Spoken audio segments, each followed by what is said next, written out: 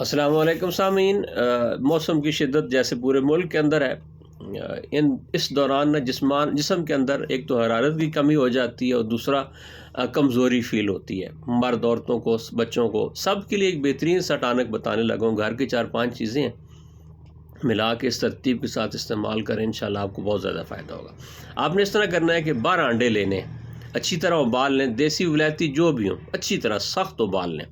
ان کے اندر سے آپ نے زردی نکال لینی، سفیدی ہٹا دینی، اس کو ہاتھوں سے باریک چورا کریں۔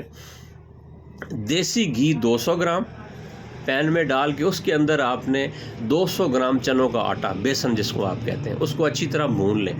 جب اس میں سے خوشبو آنا شروع ہو جائے، اس کے اندر انڈوں کی زردی مکس کر کے اتار لیں۔